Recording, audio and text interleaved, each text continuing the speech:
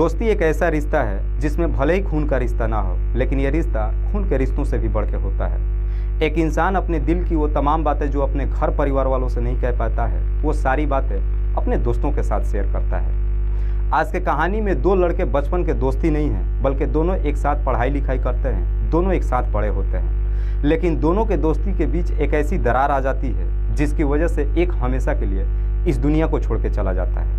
लेकिन जब इसका असलियत खास करके दुनिया वालों के सामने आता है तो इसे सुनने के बाद कहीं ना कहीं इंसानियत भी शर्मसार हो उठता है। नमस्कार, आदाब, मैं हसमुद्दी और आप देख रहे हैं सफ़र क्राइम तक। आज की जो सच्ची घटना मैं आपको सुनाने वाला हूँ, दरअसल ये घटना है उत्तर प्रदेश की। उत्तर प्रदेश का एक ज़िला पड़ता है कासगंज, और इसी कासगंज ज़िले का एक थाना पड़ता है अम्मोपुर। अम्मोपुर थाने के अंतर्गत एक गाँव आता है अभयपुरा, और इसी अभयपुरा गाँव का रहने वाला बंसीलाल सिंह। बंसीलाल सिंह की पत्नी का नाम सावित्री देवी। बंसीलाल जिसके दो बच्चे हैं, जिसमें एक बेटा और एक बेटी है। बेटा का नाम महावीर सिंह, जिसकी उम्र है लगभग 26 साल के आसपास। बेटी का नाम अनीता, जिसकी उम्र है लगभग 24 साल के आसपास। बंसी अपने दोनों बच्चों की शादी कर चुका है। महावीर की पत्नी का नाम सुशीला, जिसकी उम्र है लगभग 24 साल के आसपास। अनीता की शादी कल्याणपुर गाँव में किया है। बंसीलाल जिसके पास अच्छा खासा खेती है, खेती बाड़ी करता है और अपने परिवार के साथ बड़े खुशहाल तरीके से जीवन व्यतीत करता है। महावीर के गांव का ही एक व्यक्ति है जिसका नाम है बदन सिंह। बदन सिंह जिसकी उम्र है लगभग 28 साल। बदन सिंह भी शादीशुदा है। पत्नी का नाम निर्मला, जिसकी उम्र है लगभग 25 साल के आसपास। बदन सिंह और महावीर दोनों बचपन के दोस्त हैं। दोनों एक साथ पढ़ाई लिखाई करते हैं, दोनों एक साथ बड़े होते हैं। लेकिन जैसे ही दोनों बड़े होते हैं, बदन सिंह अपने पिता के साथ खेती बाड़ी करने लगता है और महावीर दिल्ली में नौकरी करने के लिए चला जाता है। दिल्ली में जब नौकरी करने जाता है, हर तीसरे महीने चौथे महीने पे छुट्टी लेकर के अपने घर आता है। दिल्ली में जब नौकरी करता है, अपने गांव के कई सारे लड़कों को भी नौकरी पे लगवाता है। बात कर रहा हूँ मैं 5 अक्टूबर 2016 के सुबह के आसपास। महावीर अपनी बहन अनीता के नंबर पे फ़ोन करता है और कहता है कि आज मैं तुम्हारे घर आने वाला हूँ, और कह करके महावीर सुबह अपने घर से निकल जाता है। सुबह से शाम हो जाती है, लेकिन शाम तक भी महावीर अपनी बहन अनीता के घर नहीं पहुंच पाता है। इसीलिए शाम के वक्त अनीता अपने भाभी सुशीला के नंबर पर फ़ोन करती है और कहती है कि भैया अभी तक घर नहीं आए हैं। इस पर सुशीला कहती है वो तो सुबह ही घर से निकल गए थे। लेकिन अनीता कहती है कि वो अभी तक घर नहीं आए हैं, ज़रा पता करो कि कहीं वो अपने दोस्तों के साथ तो नहीं बैठे हैं। अनीता जैसे इस तरह की बातें अपने भाभी सुशीला से कहती है, सुशीला तुरंत ही इस बात की जानकारी अपने ससुर बंसीलाल को देती है। बंसीलाल तुरंत ही घर से निकलता है और गांव में तमाम महावीर के दोस्तों से मुलाकात करता है। लेकिन इसके बावजूद भी महावीर का कहीं कुछ पता नहीं चलता है, और देखते ही देखते पूरी रात गुजर जाती है। अगले दिन सुबह हो जाती है। आखिरकार अगले दिन बंसीलाल गांव के दो लोगों को अपने साथ में लेकर के अम्मोपुर थाने में पहुंचता है और अपने बेटे महावीर की गुमशुदगी का रिपोर्ट दर्ज करा देता है। पुलिस भी गुमशुदगी का रिपोर्ट दर्ज कर लेती है। बंसीलाल को घर भेजते हुए कहती है कि हम बहुत जल्दी महावीर की तलाशी कर लेंगे। उसके बाद से पुलिस महावीर की तलाशी करना शुरू कर देती है। पुलिस अपनी तमाम कोशिश कर लेती है, लेकिन इसके बावजूद भी महावीर का कहीं कुछ पता नहीं चलता है। आखिरकार पुलिस महावीर के मोबाइल के नंबर का CDR निकालती है, जिससे पता चल सके कि आखिरी बार महावीर ने किससे बातचीत किया था। पुलिस जब CDR निकालती है तो पता चलता है कि महावीर आखिरी बार बात अपनी बहन अनीता से ही किया था। लेकिन उसके CDR में कोई भी ऐसा नंबर नहीं मिलता है जिस पे पुलिस वालों को शक जाए। इसीलिए पुलिस महावीर की बहन अनीता से ही पूछताछ करती है। अनीता कहती है कि साहब, भैया जब घर से निकले थे तो मुझे बताने के लिए मेरे नंबर पे फ़ोन किए थे, लेकिन भैया मेरे घर पे पहुँचे ही नहीं। पुलिस अब बंसीलाल से महावीर के दोस्तों के बारे में पूछताछ करती है तो बंसीलाल कहता है कि साहब, हमारे ही गाँव का रहने वाला एक व्यक्ति है जिसका नाम है बबन सिंह। बबन जो महावीर के बचपन का दोस्त है, अक्सर महावीर बबन के ही साथ में रहता है। पुलिस अब महावीर के बारे में पता लगाने के लिए बबन के घर पे पहुंचती है तो पता चलता है कि बबन भी अपने घर पे नहीं है। उसके घर पे उसकी पत्नी निर्मला होती है। पुलिस जब निर्मला से बबन के बारे में पूछताछ करती है तो निर्मला कहती है कि बबन एक दिन पहले ही दिल्ली जा चुका है। पुलिस जब बबन के नंबर पर फ़ोन करती है तो बबन का भी नंबर स्विच ऑफ बताता है। पुलिस को भी समझ में नहीं आती है कि आखिरकार महावीर अपने घर परिवार वालों को बिना कुछ बताए कहाँ जा सकता है, और उसका दोस्त बबन भी अपना नंबर क्यों बंद कर रखा है। पुलिस को लगता है कि शायद महावीर के बारे में बबन ही बता सकता है। इसीलिए पुलिस अब बबन की तलाशी करना शुरू कर देती है। पुलिस अपनी तमाम कोशिश कर लेती है, लेकिन बबन का भी कुछ पता नहीं चलता है। इसीलिए पुलिस बबन के बारे में पता लगाने के लिए खबरियों को काम पर लगा देती है। खबरी भी बबन की तलाशी करना तो शुरू करते हैं, लेकिन देखते ही देखते लगभग 3 सप्ताह का समय गुजर जाता है और आखिरकार 30 अक्टूबर 2016 को एक खबरी पुलिस थाने में जाता है और पुलिस वालों को खबर देता है। खबरी बताता है कि साहब बबन अपने ही गांव के शाम के करीब ईंट भट्टों पे पहुंचने वाला है। खबरी जैसे ही इस तरह की सूचना पुलिस वालों को देता है, पुलिस बिना वक्त गंवाए ही बताए वक्त पे अपनी टीम को लेकर के शाम के वक्त ईंट भट्टों पे पहुंच जाती है। वहाँ पे बबन एक व्यक्ति के साथ में होता है। बबन जैसे ही पुलिस वालों को देखता है, बबन और उसके साथ का व्यक्ति दोनों पुलिस वालों को देख करके वहाँ से भागने लगते हैं। पुलिस भी तुरंत ही दोनों को धर दबोच लेती है और दोनों को पकड़ करके थाने लेकर पहुँच जाती है और फिर पुलिस बबन से उसके साथ के व्यक्ति के बारे में पूछताछ करती है। तो बबन कहता है कि साहब ये मेरा दोस्त है जिसका नाम है मनपाल सिंह, जो सामंती गांव का रहने वाला है। पुलिस अब बबन से महावीर के बारे में पूछताछ करती है। तो बबन कहता है कि साहब महावीर के बारे में मुझे कुछ नहीं पता है। बबन जब पुलिस वालों के सवालों का जब जवाब देना शुरू करता है तो उसे सुन करके पुलिस को भी कहीं ना कहीं शक हो जाती है कि बबन सब कुछ झूठ बोल रहा है। इसीलिए पुलिस अब बबन के साथ में सख्ती से पेश आती है। पुलिस जैसे ही अपना शक्ति दिखाना शुरू करती है, आखिरकार बबन भी अपनी सच्चाई कबूल कर लेता है और बताता है कि साहब महावीर की 3 सप्ताह पहले ही हत्या कर दी गई है। दरअसल महावीर ने काम ही ऐसा किया था कि मुझे उसकी हत्या करने के अलावा और कोई रास्ता नहीं बचा था। बबन बताता है कि महावीर उसका बचपन का दोस्त है। दोनों बचपन से एक साथ पढ़ाई लिखाई करते हैं, दोनों एक साथ बड़े होते हैं। लेकिन जैसे ही दोनों जवानी के दहलीज पे कदम रखते हैं, बबन और महावीर दोनों की शादी हो जाती है। उसके बाद से महावीर दिल्ली में नौकरी करने चला जाता है और बबन अपने पिता के साथ ही खेती गृहस्थी करने लगता है। लेकिन महावीर जब भी दिल्ली से छुट्टी लेकर के घर आता है, अपने दोस्तों के साथ काफ़ी मौज मस्ती करता है। एक दिन जब महावीर अपने दोस्त बदन सिंह के साथ उसके घर पे जाता है और जब उसकी पत्नी निर्मला को पहली बार जब देखता है, उसकी खूबसूरती देख करके फिदा हो जाता है। महावीर को अपने आंखों पे यकीन ही नहीं होता है कि उसका दोस्त बदन सिंह की पत्नी इतनी खूबसूरत है। उसके घर में बैठता है और फिर निर्मला से घंटों देर तक बातचीत करता है।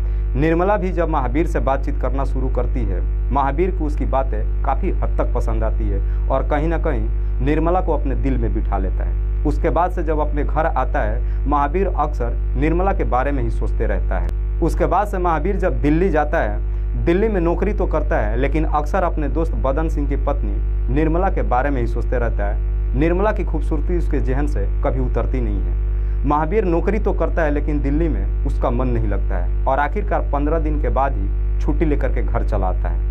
जब छुट्टी लेकर के घर आता है तो महावीर की पत्नी सुशीला और उसके पिता भी महावीर से पूछताछ करते हैं कि 15 ही दिन में छुट्टी लेकर के क्यों घर आ गया। इसमें महावीर कहता है कि दरअसल मेरी तबीयत कुछ ठीक नहीं है। महावीर जब घर पे पहुंचता है, उसको पहले से ही मालूम होता है कि उसका दोस्त बदन सिंह दिन भर खेतों पे काम करता है। घर पहुंचने के बाद नहा धोआ करके तैयार होता है और दोपहर के वक्त अपने दोस्त बदन सिंह के घर पे पहुंच जाता है। जब घर पे जाता है, बदन सिंह घर पे नहीं होता है। उसकी पत्नी निर्मला अकेले घर पे होती है और फिर निर्मला के साथ उसके घर में बैठकर घंटों देर तक बातचीत करता है। महावीर अपनी दिल की बात निर्मला से कहना तो चाहता है, लेकिन डरता भी है। चाह के भी अपनी दिल की बात निर्मला से नहीं कह पाता है, लेकिन किसी भी तरीके से थोड़ी सी हिम्मत जुटाता है और तुरंत ही निर्मला की दोनों हाथों को अपने हाथ में पकड़ता है और कहता है कि भाभी, मैं आपसे बेइंतहा मोहब्बत करता हूँ। जब से आपकी खूबसूरती को देखा हूँ, आपकी खूबसूरती मेरी जहन से कभी उतरता ही नहीं है। दरअसल आपके जितना खूबसूरत इस गांव में कोई है ही नहीं। महावीर जब इस तरह की बातें निर्मला से कहता है, ये सारी बातें सुन करके निर्मला को भी अपने कानों पे यकीन नहीं होता है। निर्मला तुरंत ही झट से अपना हाथ छुड़ा लेती है और महावीर को डांटते हुए कहती है कि तुम क्या बक रहे हो, तुम्हें थोड़ा सा भी अंदाजा है कि तुम कैसी कैसी बातें कर रहे हो। अगर इस तरह की सारी बातें तुम्हारे दोस्त बदन को अगर मालूम चल गया तो तुम्हें मालूम है क्या हाल होगा। कहीं ना कहीं निर्मला महावीर को इनकार कर देती है। महावीर जब अपने घर पे आता है, घर पहुंचने के बाद महावीर काफ़ी डर जाता है। उसे लगता है कि अगर ये सारी बातें उसके दोस्त बदन सिंह को जब मालूम चलेगा तो न जाने क्या होगा।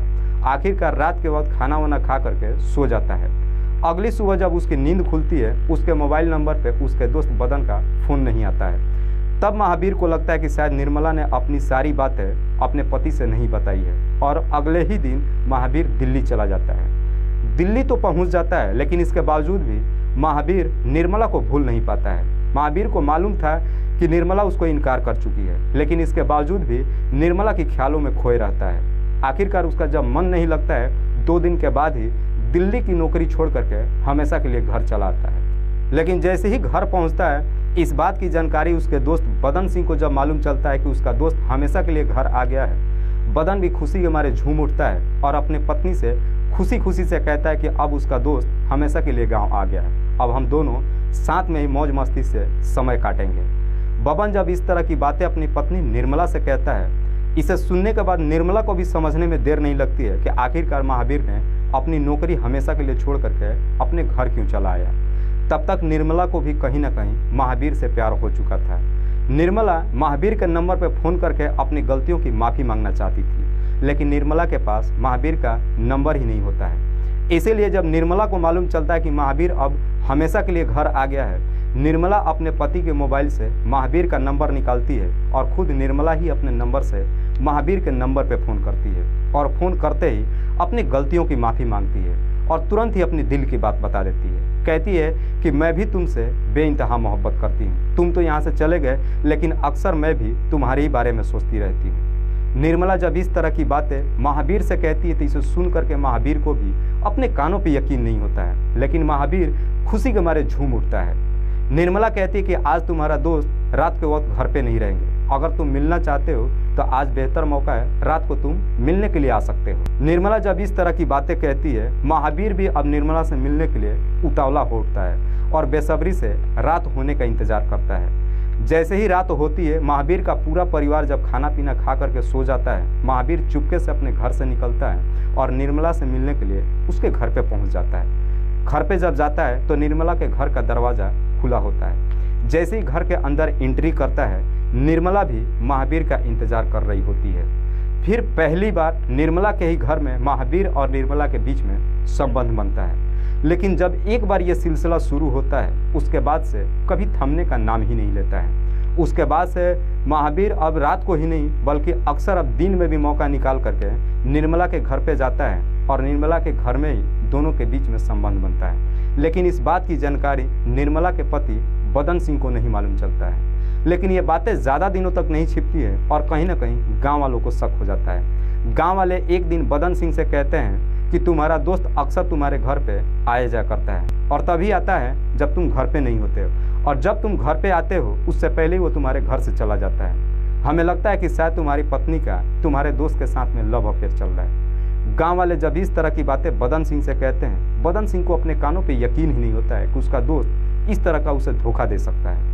इसीलिए बदन सिंह घर पे जाता है और अपनी पत्नी से पूछताछ करने के लिए सोचता है। लेकिन तभी बदन सिंह सोचता है कि अगर वो अपनी पत्नी से भी पूछताछ करेगा तो उसकी पत्नी कुछ भी सच नहीं बताएगी। इसीलिए बदन सिंह इन दोनों को रंगे हाथ पकड़ने के लिए एक षड्यंत्र बना लेता है। एक दिन बदन सिंह खेतों पे काम करने के लिए जाता है और दोपहर के वक्त अचानक घर पे पहुंच जाता है। जब घर पे पहुंचता है, उसी वक्त उसके घर के अंदर निर्मला और बदन सिंह का दोस्त महावीर दोनों एक साथ संबंध बना रहे थे और दोनों को बदन सिंह आपत्तिजनक स्थिति में देख लेता है। जैसे इस तरह का नज़ारा देखता है, बदन सिंह अपने दोस्त को काफ़ी खरी खोटी सुनाता है और उसे कहता है कि आइंदा से मेरे घर पे दोबारा कभी मत आना, और अपनी पत्नी निर्मला के साथ काफ़ी मार पिटाई करता है। निर्मला भी तुरंत हाथ जोड़ करके अपने पति के सामने खड़ी हो जाती है और रोते हुए कहती है कि मुझसे गलती हो गई, मुझे माफ़ कर दीजिए, आइंदा से ऐसी गलती कभी नहीं करूँगी। लेकिन तब तक काफ़ी देर हो चुकी थी। दरअसल निर्मला भी महावीर की दीवानी हो चुकी थी। थोड़ा दिन का जब वक्त बीतता है, दोनों एक दूसरे से बातचीत तो नहीं करते हैं, लेकिन जैसे ही थोड़ा सा वक्त बीतता है, निर्मला फिर से महावीर से बातचीत करना शुरू करती है और अब उसे घर पे मिलने के लिए नहीं बुलाती है बल्कि घर से बाहर मिलना शुरू करती है। और फिर जब भी दोनों मुलाकात करते हैं, दोनों के बीच में संबंध बनना शुरू करता है। लेकिन ये सिलसिला भी जब चलना शुरू होता है, ये बातें भी ज़्यादा दिनों तक नहीं छिपती है और आखिरकार एक दिन इस बात की सारी सच्चाई निर्मला के पति बदन सिंह को मालूम चल जाता है। बदन सिंह को मालूम चलता है कि उसकी पत्नी निर्मला उसी के दोस्त महावीर के साथ घर छोड़ करके भागने वाली है। जैसे इस तरह की सच्चाई बदन सिंह को मालूम चलता है, सुन करके काफ़ी डर जाता है। उसे लगता है कि अगर निर्मला ने इस तरह का कदम उठा लिया तो शायद वो किसी को मुंह दिखाने लायक नहीं रहेगा। इसीलिए बदन सिंह महावीर को इस दुनिया से हटाने का एक षड्यंत्र बना लेता है और इस षड्यंत्र में अपने दोस्त मानपाल सिंह को भी शामिल कर लेता है और फिर मौके की तलाशी करने लगता है। 5 अक्टूबर 2016 को महावीर अपने बहन के घर जाने के लिए तैयार होता है, लेकिन इस बात की जानकारी बदन सिंह को मालूम चल जाता है। बदन सिंह तुरंत ही इस बात की जानकारी अपने दोस्त मानपाल को देता है। मानपाल भी बदन से मिलने के लिए पहुंच जाता है, लेकिन महावीर जैसे ही अपने घर से निकलता है, रास्ते में ही महावीर से मुलाकात मानपाल करता है और कहता है कि चलो हम दारू पीते हैं।